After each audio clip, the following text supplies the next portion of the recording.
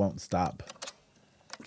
Won't stop, can't stop. Can't stop until Lori comes home.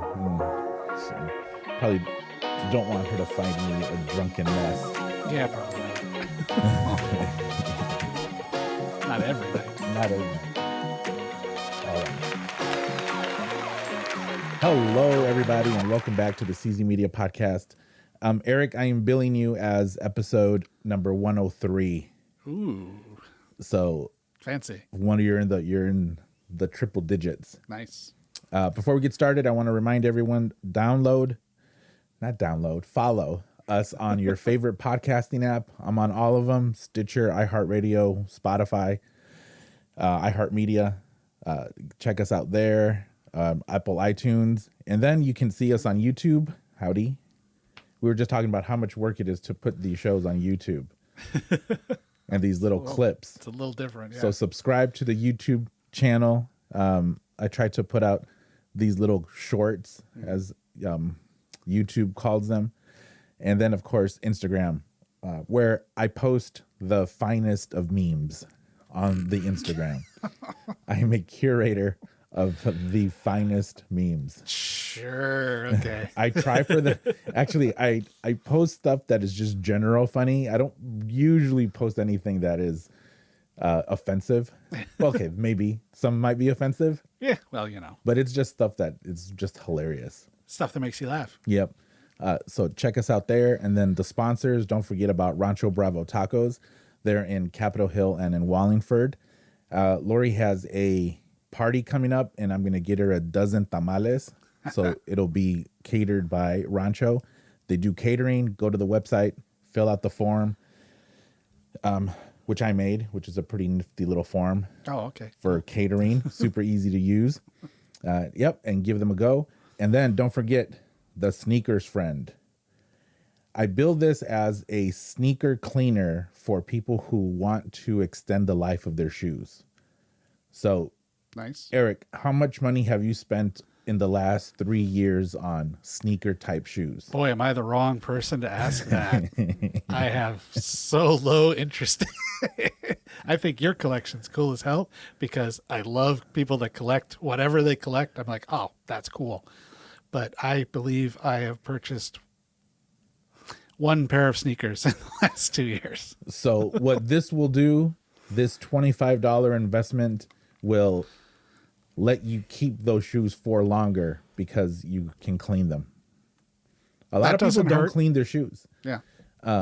And, you know, my dad never cleaned his shoes. He would just get a new pair, but he got his at Walmart for $15. Oh, but sure. Still, if he was, if he bought 3 pairs of shoes, you could visit Walmart once every 3 months instead of once a month. That's right. Actually, my example was horrible. But you know what I'm saying is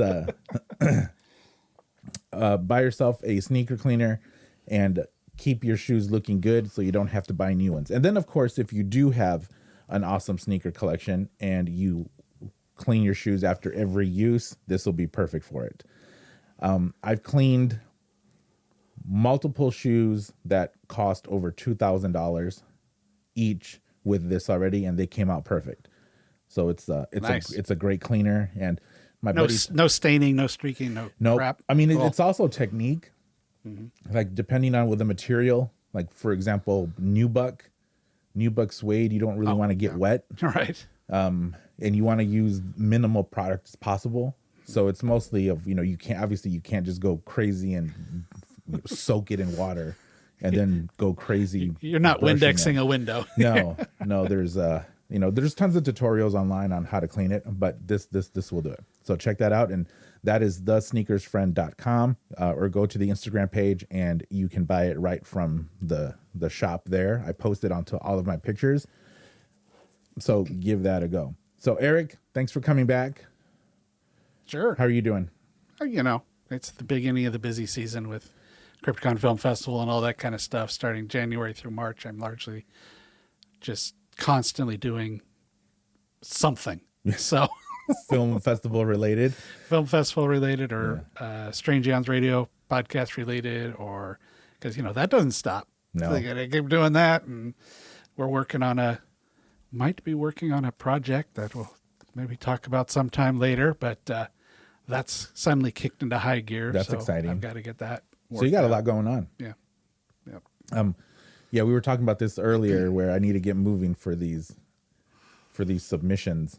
Oh yes. Yeah. You're one of the judges in the And festival. my goal was to watch all of them this year because I did not watch all of them last year. It's tough. There's usually, we shoot for every short being watched at least 4 times because there's always, there's at least 2 of us. Like I always watch all of them.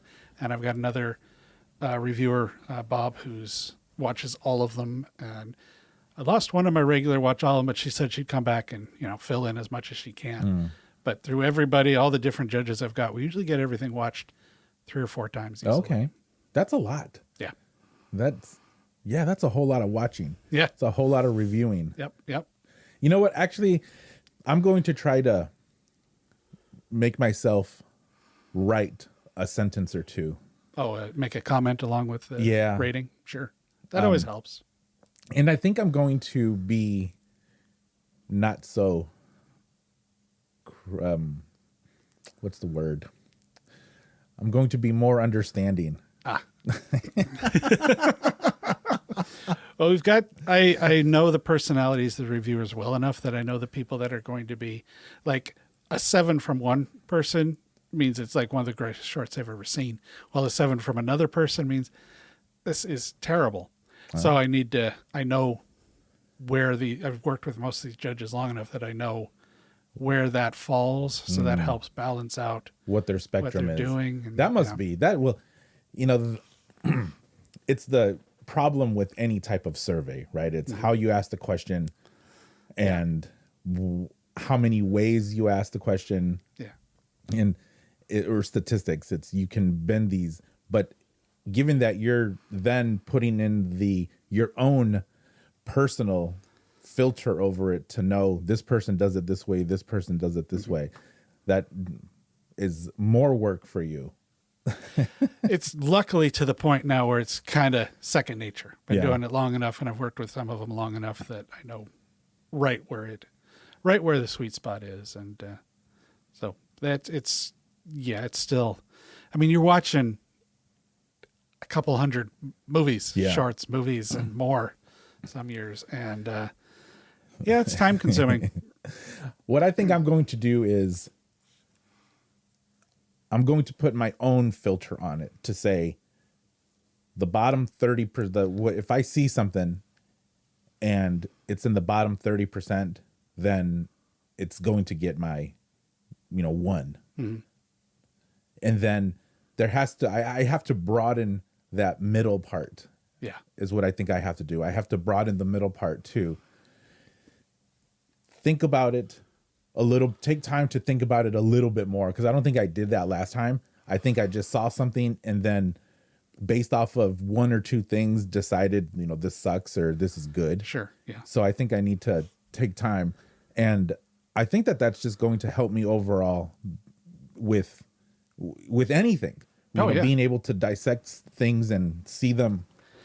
The best way to look at things isn't, no matter how many, whatever side or whatever you feel you're on, the world ain't black and white. Yeah. It just isn't. There's certain kinds of right and wrong, but when you're talking artistic, the spectrum is large. Right. There's, I don't know if you've heard the Grammys. Are you an award show type of guy? Not really. Sometimes about the only thing I ever watched the Grammys for, and I haven't in a while, was performances. Let's see who does some cool performances or something. But no, not. Yeah, I've never liked award shows. Like maybe I'll catch the last half hour of the Oscars, but don't care about any other ones. But the criticism for the Grammys, well, as of this recording, it probably will be like 2 weeks ago, is this Sam Smith performance, right? Where, the pundits came out and some of them said this is the most fantastic thing and blah, blah, blah. And other pundits said, why are we embracing the occult and Satanism? And it's like, it's in the middle, right? It's not the best thing ever. No.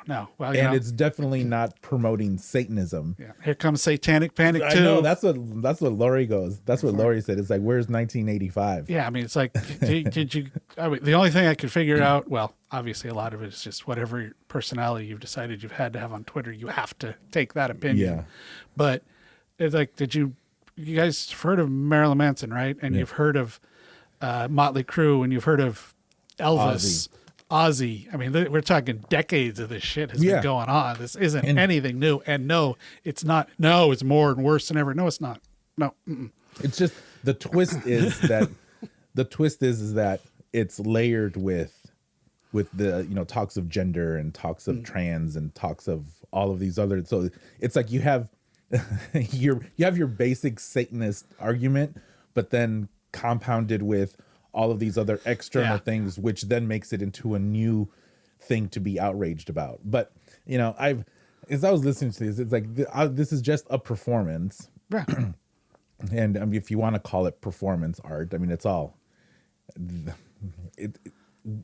it's just, it's obviously these people who complained about it, they just needed to fill an hour for their show. Yeah, exactly. You know, one way or the other. Yeah.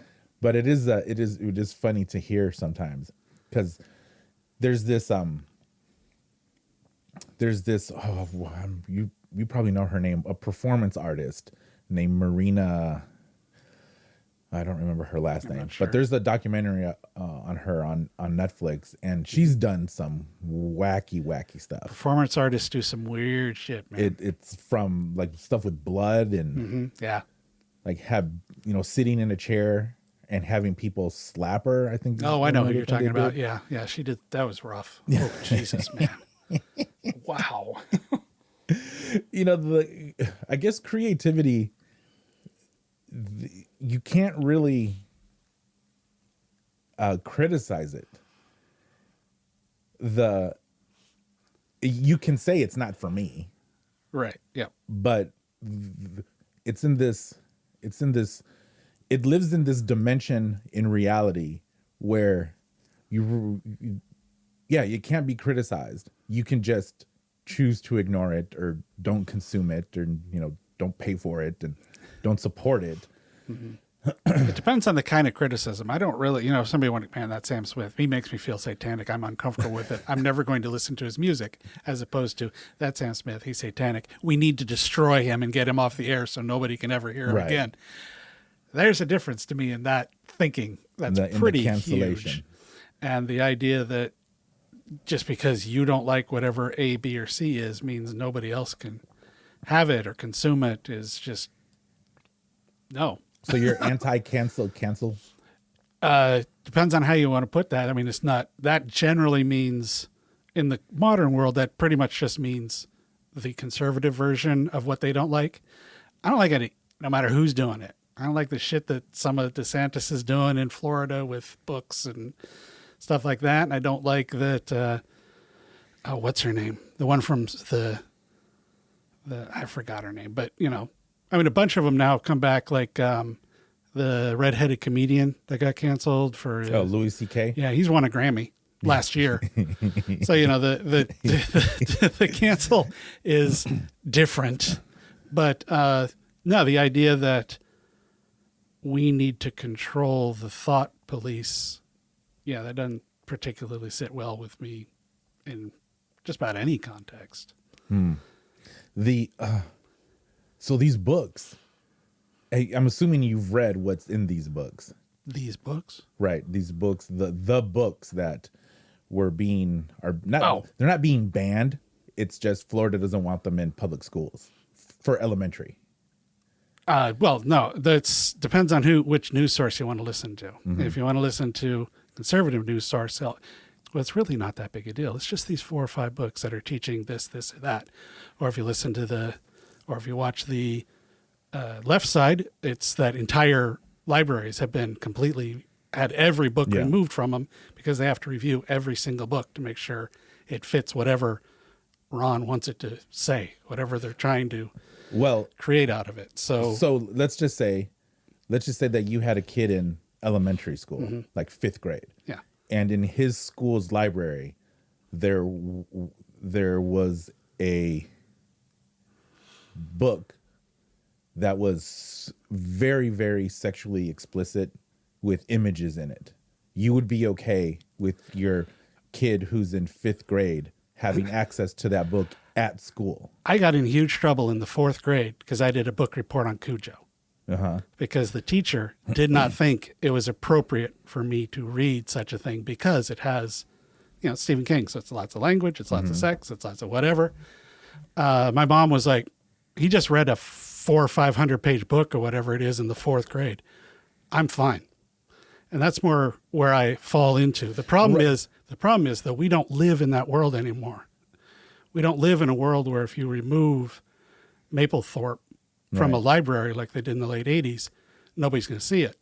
Exactly. Because now everything is on the internet. Correct. So then why are you making it even easier to expose kids to... See, this is the main problem that I have with, and we're not going to talk about this whole thing, but this type of conversation, the main problem that I have is why are there certain people that are so eager to sexualize kids? It just seems like that to me, that is one of the vast exaggeration going on in the world right now. There are people that do it. No, there are people that do it. I stopped watching Euphoria on HBO. Yeah, that's because uncomfortable show. But the thing though is like these were kids, right? Granted, they're in high school, but they're kids. And I think I only saw like 2 or 3 episodes. Yeah, I've never seen one. But what in my opinion, what that show is trying to do is to normalize that kids who are in 10th, 11th grade are going to be exposed to absolutely every single sexual, drug, alcohol situation that can ever be thought of. I mean, there is absolutely everything in this show, and it all happens to kids. And I just don't like that. I just don't like it. And I generally shy away from stuff like that. But with this whole drag story time that libraries are doing, where they're encouraging kids to come, for family. I mean, fine, if you want to, if you have a kid and you want them to be exposed to that, then okay, that's fine. But my curiosity in that thinking is like, why are you in such a rush to have to answer questions to a little kid? And I'm talking less than 10. I don't even know what ages I'm really talking to. It's like, that is super weird to me. The thinking is that you can shield kids from this stuff. In the modern world, you can't. No, but there's a difference between trying to shield your kid from it and then pushing your kid right into it. It's like, no, if you're trying to shield your kid from this, then obviously you're going to not take them to drag queen story time at, the local pub. But well, it presupposes that these people have some nefarious reason for doing it. The idea that it could be that the kid saw a Bugs Bunny cartoon and thought Bugs Bunny dressed up as a woman was the funniest thing he's ever seen. So, hey, let's go see what you think of a real person doing it. The idea that it has to be sex is where the problem comes in. There are huge variety of reasons to see a drag show. For a 10-year-old? For anyone. You're saying it's a sex thing. It's not a sex thing. You don't think that kid is going to interpret that as a sex thing? No. Oh, of course not unless he's given that. No, it's not sexual in nature. That's you're looking at it as it that way. Sure they do. No, they don't. They don't even think about it. Yes, they do. Because that's the you haven't gone back. You can't do one without the other. You haven't gone back and watched a cartoon or a show or something you saw as a kid and go, "Oh my God, I did not get that at all." But then you grow I saw Blazing Saddles when I was 8. Yeah. The best scene in Blazing Saddles for me when I was 8 was the fart scene. Yeah. Then I see it again 10 years later, and I realize the deep comedic screw you racist jokes that are going on. That is a lot goes on in that movie. But you just said it a little bit ago. We don't live in that world anymore. Right. Now that then there's a bunch of studies on this that kids are consuming pornography, like very hardcore pornography. Yeah. It's super young. So you either teach them to deal with it or you don't. If you don't teach them to deal with it, that's the problem. This is where my question comes in. I'm just basically posing this question. Don't just ask questions, man. like, Stand up why? for what you believe in. Well, if my kid were 10, no freaking way that I would take him to that. Good. And and also because because your kid is already has easy access to all of this explicit content. Yeah. I don't think that it is in the place of a school to make it even easier by having a book in a library. Again, these always go to the extreme. No, but it's not the extreme. No, hold on. They always go to the extreme. It's always this hardcore sex porn thing, but actually then they're also banning Judy Blume, and they're banning Stephen King, and they're banning, it starts off with, did you see this picture of a guy with a bullwhip up his ass? I can't believe that's in my school. And ends with, well, the only movie book we got left is the Bible. No, that's You're going just as extreme as I am, where it's like you just can't expose kids to anything. I'm okay with well, but see, that's the thing. You want your line. No, parents need to pick their line. We're talking about a school library. We're not talking about your public library. We're not talking about what you see on your phone. We're talking about a place that only kids go to, and that is their avenue. Obviously, I want zero censorship outside when I can choose to participate. I can choose to go see the Mapplethorpe exhibit. I can choose to go to the Seattle Erotic Art Festival. Right. But when you're talking about elementary school and younger, for them to say, "Oh, by the way, here it is," I don't think that's right. I would be stunned if there's actually a class in Florida where somebody pulled up a book and said, "Here's all this," and I mean a real story, not some bullshit idiot on Twitter said, "Well, my kid said that this happened," and no other kid in the class said it, but one lady had it, so it must have happened. What? So I mean, are you talking about? I'm sorry, continue. Well, I was just going to say, it's like if schools should figure out what they want to do, but they also should look at people and go, "This is our line. We're done. We're not banning The Catcher in the Rye. We're not banning Of Mice and Men."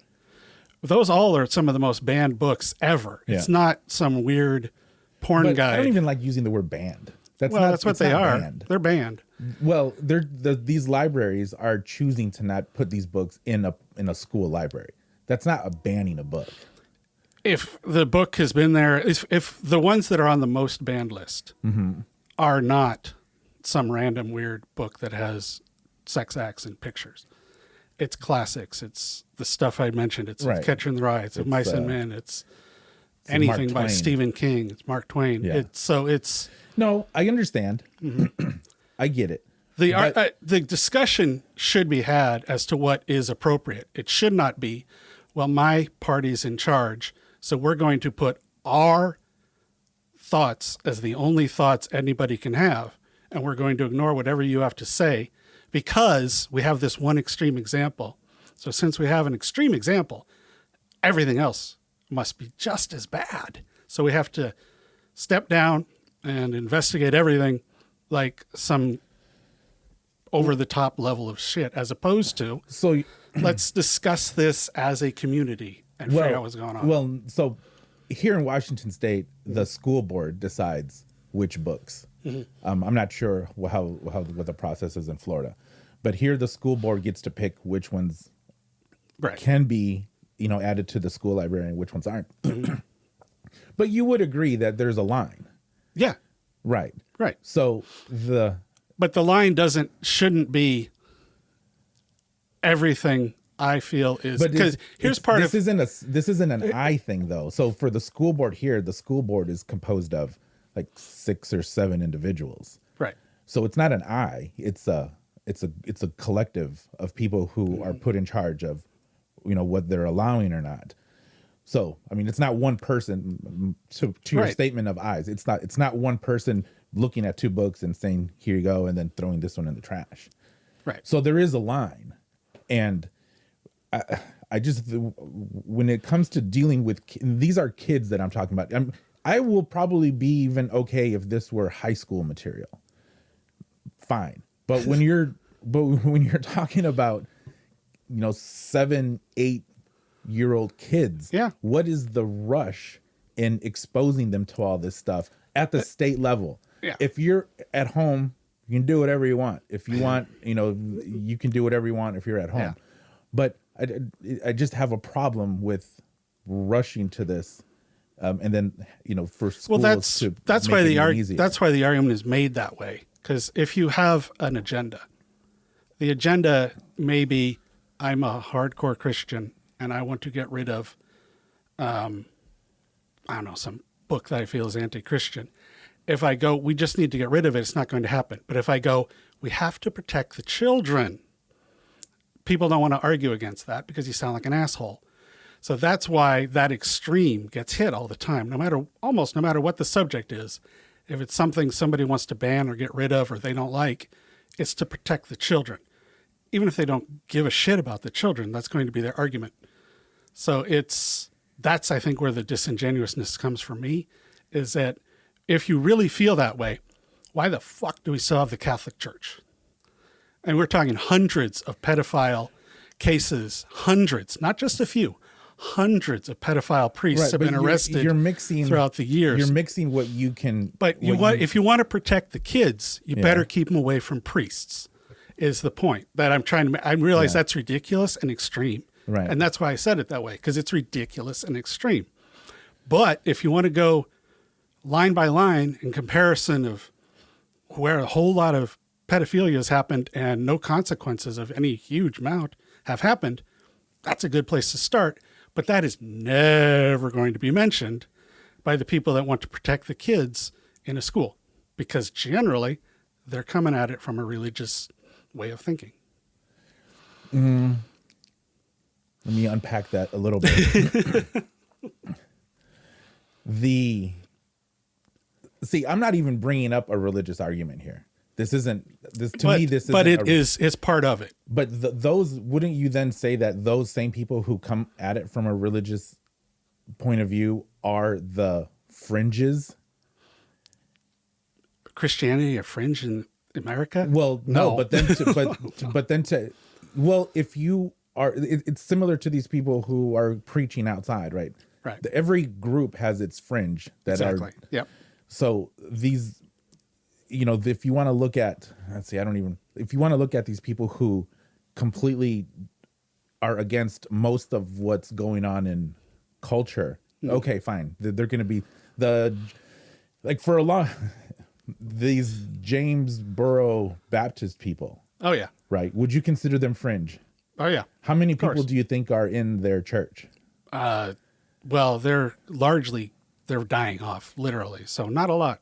There's less than 50. Yeah. It's basically a family. Yep. But then when you see them on the news, they make it seem like it's this huge. They speak about it in the same way that they mentioned Joel Osteen in his mega church, and it's like that's just not true. It's like this is basically a family. They're very, very few. They're just super, super loud. Yeah. So you're gonna have that. But what I'm saying is that in Florida, because the school board members are elected, right? the majority of families do not want these types of materials to be easily accessible in schools. Yeah. So they're not saying get rid of everything. They're specifically talking about these explicit books that are, I mean, they're pretty explicit. I know. I know what you're talking about. But the thing is, that's generally, whenever this has happened in the past, that's not where it ends. Well, but, you can say that about anything. I mean, exactly. That's a slippery slope idea. Yeah. And if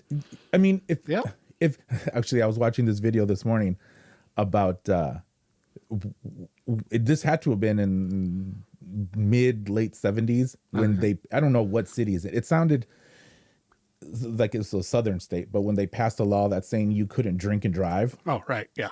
I don't know if you've seen this video, but the last interview, and this is like a news story. The lady goes, "Man, we can't drink and drive no more, and we have to put our seatbelt on. Like in a few years, we're going to be a communist country."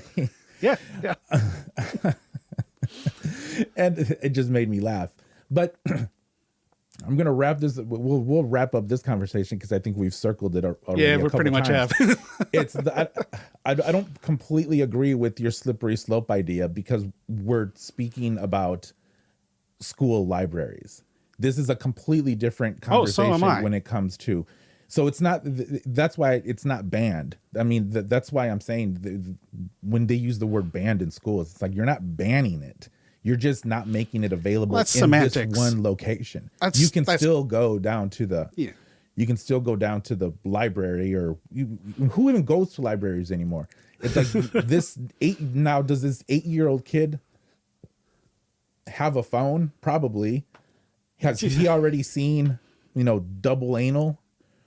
God, I hope not, but of bukkakis? It's like probably.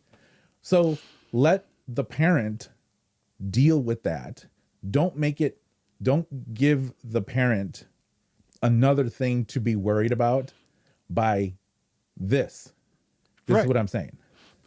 Right. But where other things would you do that to? Then? Well, I mean, these books are taken on a 1-by-1 basis.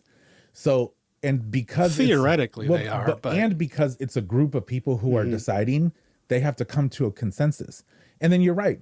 It's because they are, they are elected in. It's, it's people who elected him to voted for them to do this job. And I hope I'm not talking incorrectly, but I do believe school board members are elected. I would imagine you run for school most of them are, yeah. Who knows? It's state by state, county by county. It's a consensus. So it's just like anything. It's those people vote for them, and those group of people will have some similar thinking to the people who voted for them.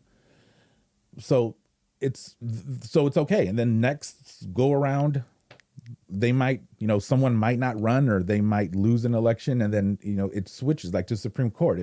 It changes. Well, I just don't want. That's a rough example because they're there for life, so that changes really slowly. Yeah, but yeah. But I just don't think. I don't know if. And again, I don't have a kid in elementary school. Yeah, neither do I. But I would not want that kid to know. I would not want that elementary school kid to read books about how to give oral in very explicit terms. Right. Yeah. That's just not.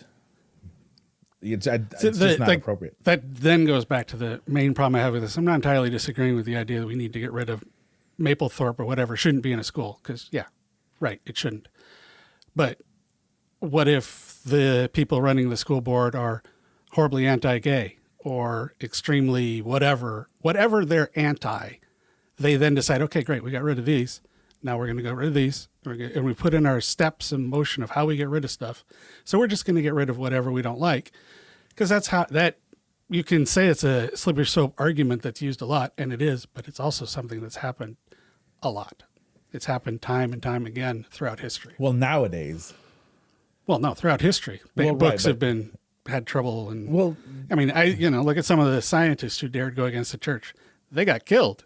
Yeah. So it's gotten a little bit better, at least.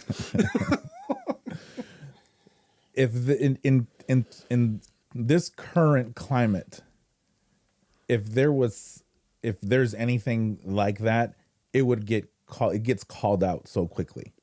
So that's why I don't think the slippery slope is completely in play here, because Florida gets bashed a ton, and I mean, and honestly, I don't even think that the most people that are outside of Florida even really know what is going on in Florida. They just get these headlines. They get their. Well, that could be said for your argument just as well. So, yeah, right. Whatever argument you're taking, you can say, well, maybe you don't really know what's going on, and that's fair. Right. Well, yeah. So then the challenge here is to learn about it. Yeah. And then you can shoot some of these things down. Like, for example, I have a unique insight in how schools work. Right. My wife is she's a director for one of the biggest districts in Washington State. Yep. So I hear about all of these things. I hear about how the school board has power to do X, Y, Z, Sure. and principals like in all of this, and and then when I'm with friends who start talking about why don't they teach this in schools, why don't they teach our kids this, they don't teach our kids that, I can say yes they do. The problem is that for example, one big thing now is they don't teach kids about money management, Right. or taxes or things like that. Yeah. And then, I come back with the retort that yes, they do. It's just that is not a mandatory class. Yeah. And kids can choose to take it or not. There's not a lot of 16-year-olds. Ooh, tax law. Yeah, exactly. That's my elective. So it's like, if it's not a core class, then an elective, and then your kid can choose to do it or not. So then after I say that, I usually ask the question, do you know which classes your kids has access to? And then they don't. Yeah. Because they're not involved. They're not involved. Yeah. Like, how many PTA meetings have you, or is it the PTA? How many, PTA. how many meetings have you been to? How many school board meetings have you gone to? If you think this, because there's a lot of fervor when these conversations start. Oh, yeah. And it's like, okay, have you put that, emotion into action by going to a school board meeting? Exactly. And having your 3 minutes. Now, will anything happen? Probably not. Yeah. Yeah. But if you being a little bit more involved in what your kid actually has access to, that might help, because it's not going to be called money management. It's going to be called, Buy a house. I don't know. something. Like, Yeah. I would go, if you're going to do that, come with a decent, good, solid argument. Just don't come in and yell at school board members. Yeah, because it's like, what do you... they're going to dismiss whatever you're bringing to the table, whether they want to or not, because that's just human nature. When somebody yells and screams at you, you withdraw. Yeah, you get defensive. But plus it doesn't really offer any suggestions. No, you come up with a solution. Well, offer a solution. At least that, it could be a goofy solution, but at least you've thought of it for a second. Yep. Because I posed that question too. It's like, what I've asked, what would you do? And well, then they'll say basic things like, well, I'll add this class. I said, okay, so does that mean you're going to extend the school day by an hour? Yeah. Because classes are 45 minutes. They have 15 minutes to get in between class. So you're going to make your kid go to school for an extra hour. I said, okay, so you have to pay teachers for this. Yep. And you have got to arrange your life as well, which I know that's what you don't want to do the most. It's like, where are you going to get, the resources to extend the day by a sixth? Yeah. And then that's when everything stops, because obviously they've never thought about that. It's like, it must super be easy to just do another class, or to take away a class. But wrap this around again. It's See, when it comes down to the end, though, if you really listen to each other, like I think we did, you realize we may approach it from different ways, and we may feel different ways in an end zone or something like that. But there's a lot of similarities in what we're talking about. And that's part of the problem. And that's part of the bullshit of things like Twitter, where it's like, if you just said, oh, screw this, remove every book from school, my instant response would be, well, that's just stupid. And Twitter, you're done. Then that's it. And then someone calling you racist for some reason. Yes. But your idea was based on white supremacy. I love that one now. Everything is white supremacy. Everything is white. That's pretty funny. And that's not even dopey people on Twitter. That is politicians. It is news that are saying that tons of this very unfortunate event that happened in where was it, where the 5 cops beat this kid. There were lots of articles suggesting that that whole thing was based off, it happened because of white supremacy. Like, there was not one white person person in all of that mix, which is super unfortunate that happened. Well, anyway, this was. I don't want to say. You know what? That's fine. I don't want to say that these places shouldn't be out, like drag shows and all of these, explicit content. Of course not. I am not saying that at all. I'm just saying, let kids be kids. Let kids. I mean, they're gonna find out on their own. Why are you fast forwarding them to this part? Let them explore on their own, and just be kids.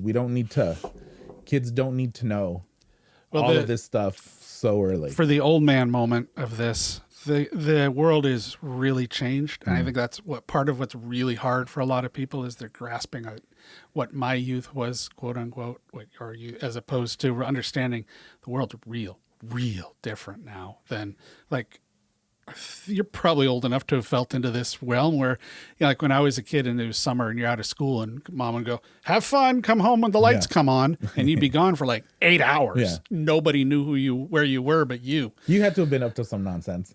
Oh, I occasionally got in some, yeah. I was up in mega nonsense. But that world doesn't exist anymore. Now you're just like, okay, turn on your tracking device so I know where you are at all times. Text the neighbor's daughter. Text me once every half an hour. When I was a kid, I was a paper boy. Oh, shit. I delivered the most papers I ever delivered was I had a route that was about 120. That's a good route, papers. I would think, yeah. And I would occasionally find Playboys. Oh, sure. Just like in the street, in the street. Oh, yeah.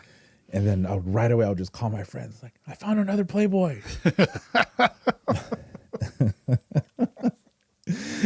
And then the moment they all came over and we huddled around it and right, like let that happen naturally. Yeah, that's gone, man. That is just gone.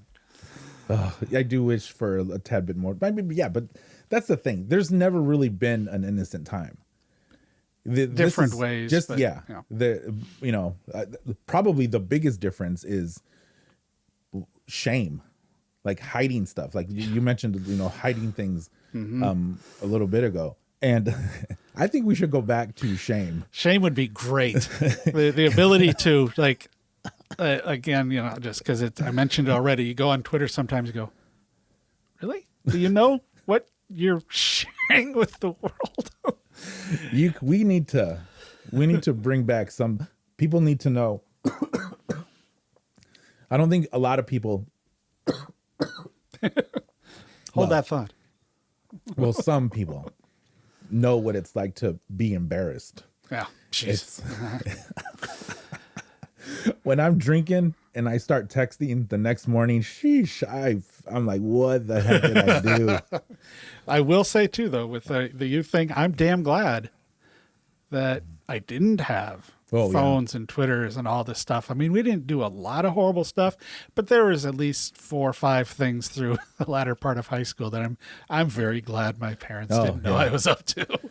Yeah, I'm glad too. I did pretty horrible stuff. See, shame, a little bit of shame, not always shame or embarrassment, not always a bad thing. Right. All right. I wanted to actually talk about, but I'm glad we deviated because it is super interesting. Mm-hmm.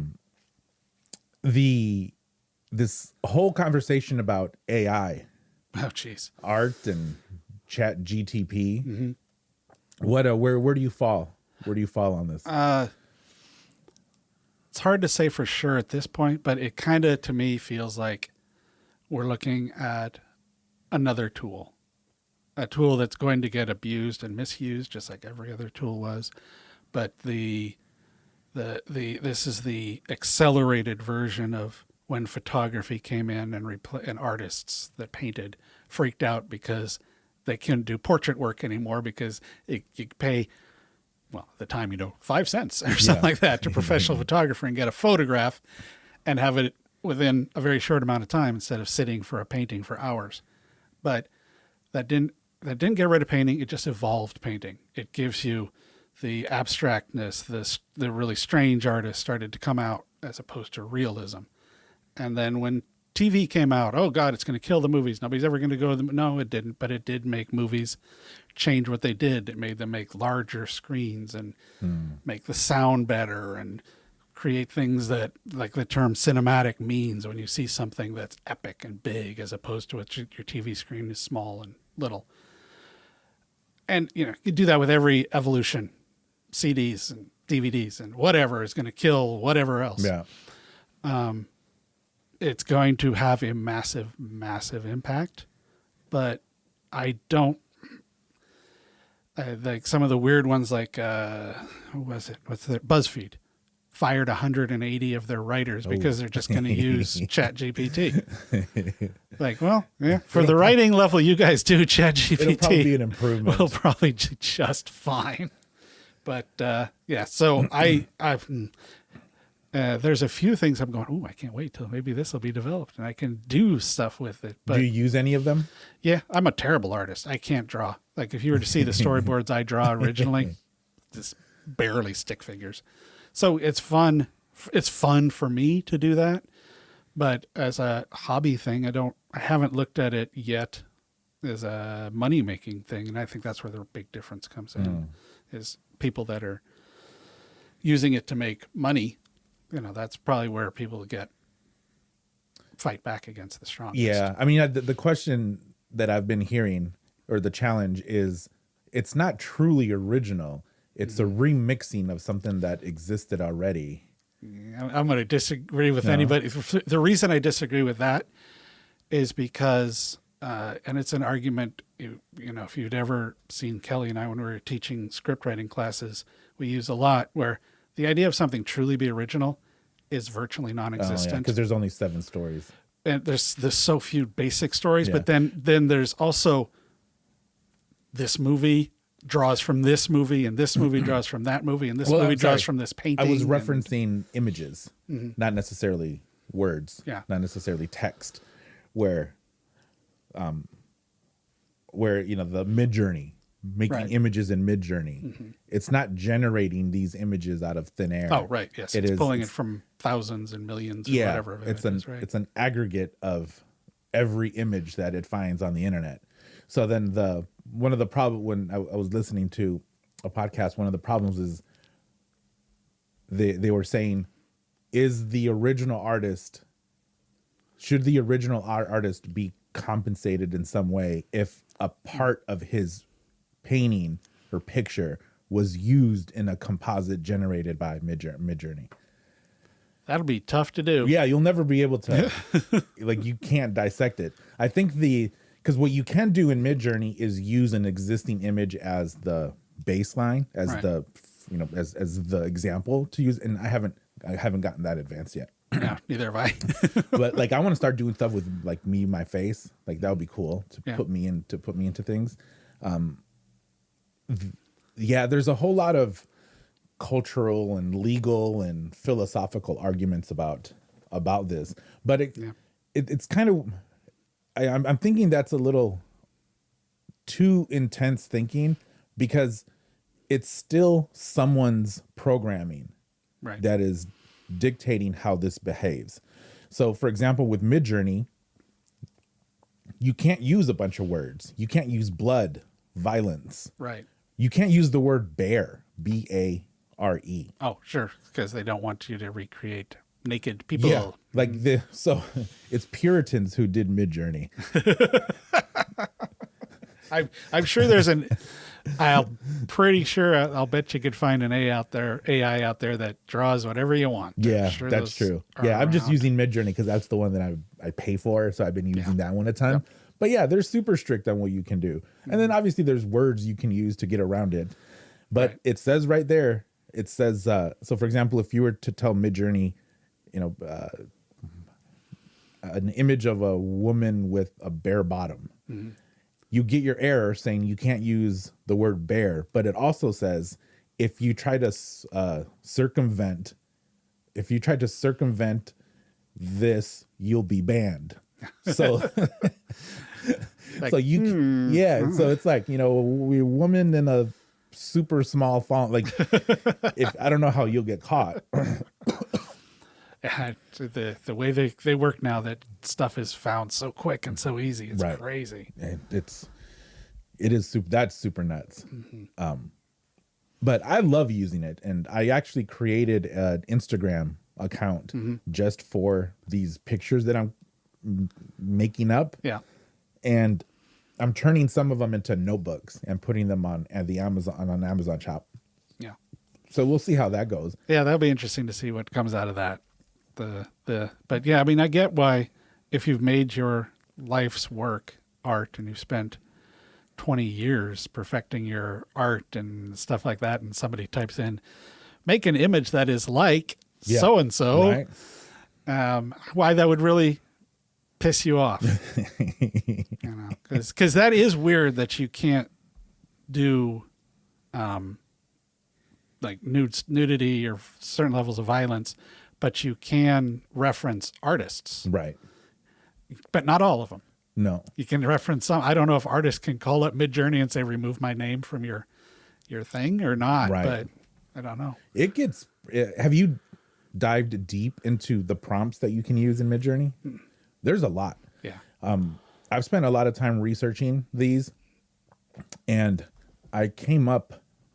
So you know what's super cool is that if you dig a certain style that you've created, you can turn that into a preset. Oh, really? Yeah. So I have a preset called Notebook. So when I type in -- notebook, it automatically adds a creative. You can, I don't know what these numbers mean, but there's a creative prompt. There's a quality prompt. Oh, There's yeah. a chaos prompt. Which other one? Chaos. There's a structure. Is it structure? It's just S. So S and then a value. And you can give it the aspect ratio. So in my -- notebook preset, I have all of those already set in there, so I don't have to type them again. But you're absolutely right. You can tell it the type of lighting that you want and the style of a particular artist, whether it's goth or fantasy. Yeah.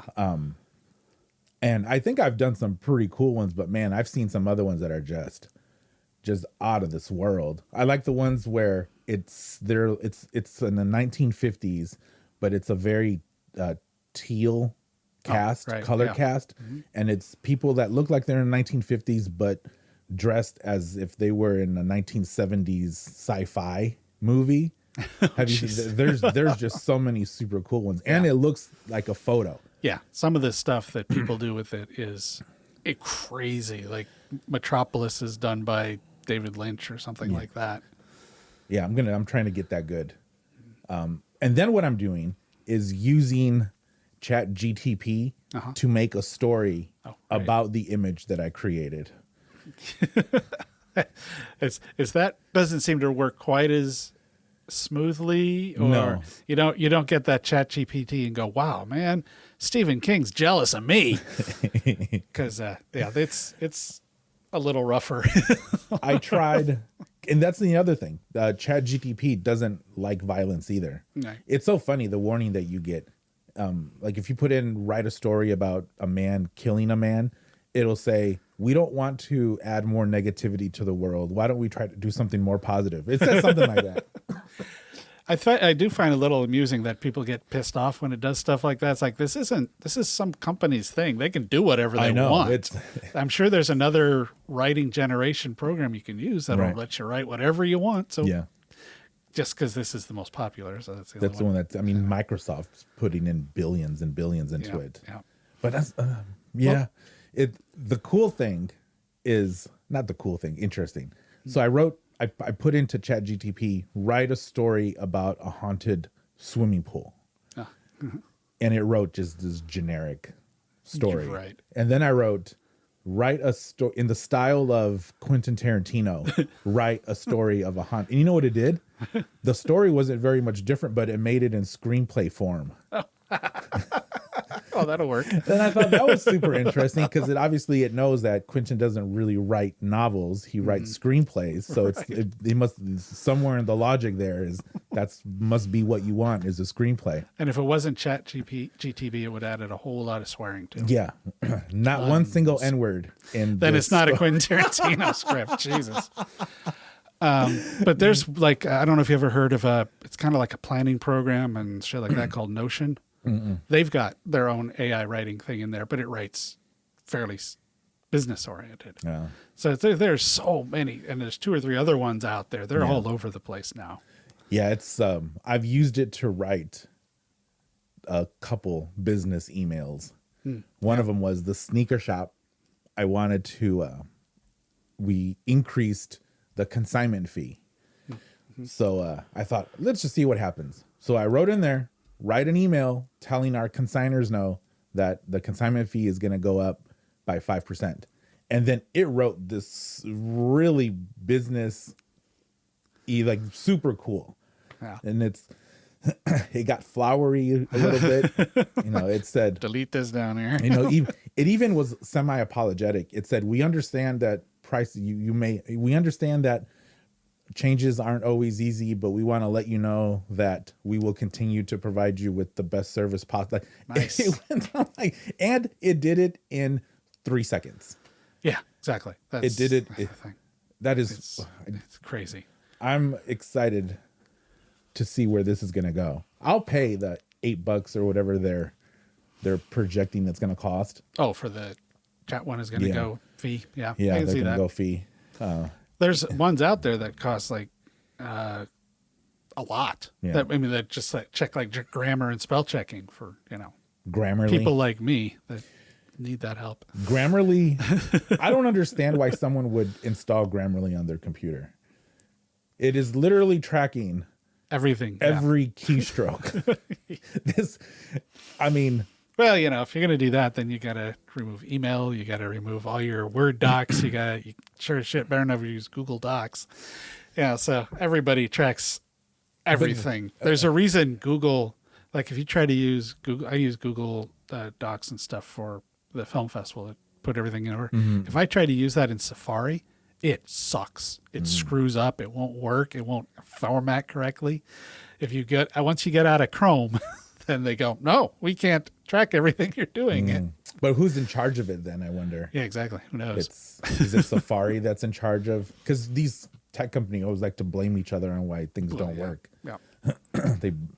No, Google says we recommend you do not use any other browser. Just use Chrome. So is it them preventing Apple? I'm sure or that's is what it they Apple say. not wanting to put resources into doing it. The level of control Google tends towards, I'm thinking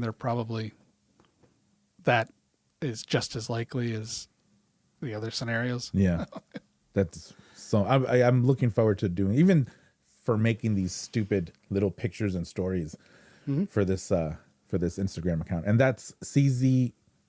What is it? It's very new. It is very. I only have 24 followers. It is CZ_unreality_. Why did I make that so complicated? I have 23 followers. Someone unfollowed me. He's just using that mid-journey thing. I'm out. I put it right out there. I know. I put it right out there.